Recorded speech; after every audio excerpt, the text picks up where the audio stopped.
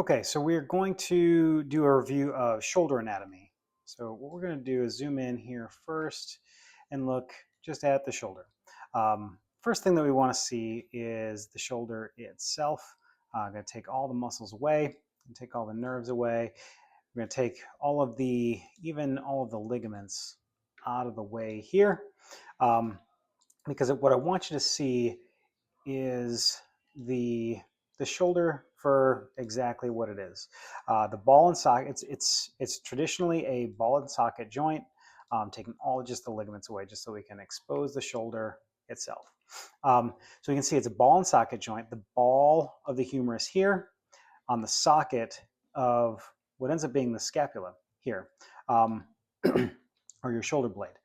So what we can also see if we look in and kind of zoom in on the scapula itself is that the scapula, if we turn it so that we can see just the flat part of the joint, we can see that the scapula itself has about the curvature of a dinner plate. And that's really because of the labrum right here. When we remove the labrum, it's even a little bit more shallow. So it has about the curvature of a dinner plate turned at about 90 degrees. What I want you to take from that is that the shoulder itself is, it's inherently a joint that doesn't have any inherent, let me say that again. It's a joint that doesn't have any inherent stability, but depends a lot on the soft tissue, the many, many muscles surrounding it to, and you can see, how many muscles there are. You have all the ones in the front here, and then as we turn around, we can zoom out and turn around here. Um, what we can see is that there are many, many muscles, several small muscles that attach to it to hold it in place. It's highly dependent on soft tissue to hold that joint in place. And therefore, whenever we have problems with that shoulder, it one of the first places that we look at is the coordination and cooperation between all of the different muscles that attach to it. So that's what I wanted you to see first, is just the highly, I'm sorry, let's go back to that one more time. The trade-off in stability allows for the greater range of motion that we get. So much more mobility than we'll see at any other joint in the body, so that we're able to use our hands as our primary means of interacting with the world, the world around us, much differently than we would with our, say, feet.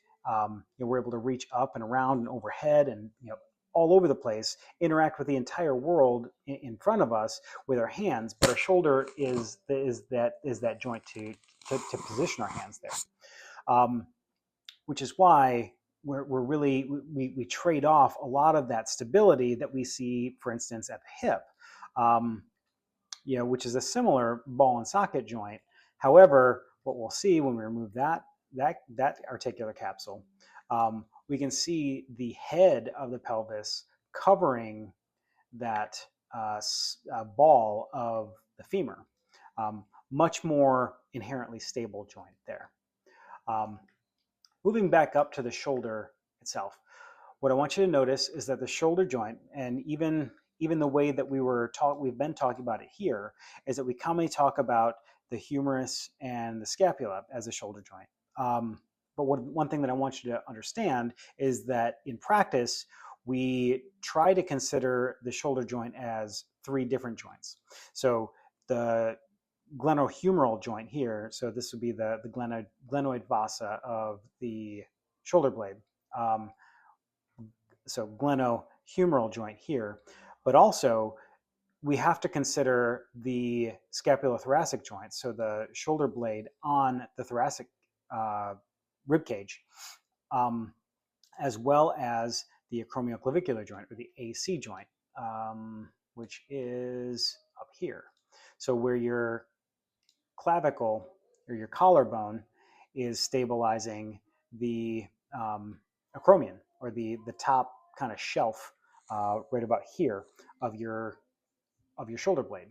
So this joint, the AC joint, as well as the scapulothoracic joint, so your shoulder blade on your rib cage, provide a stable base for this very, very mobile joint to be able to move and position your hand again to interact with the world. So that's a review of the shoulder anatomy and how we try to use it functionally, and think about it as we are addressing some of the soft tissue issues. Soft tissue being some of the muscular or ligamentous issues that present in the clinic. Hope you find this helpful.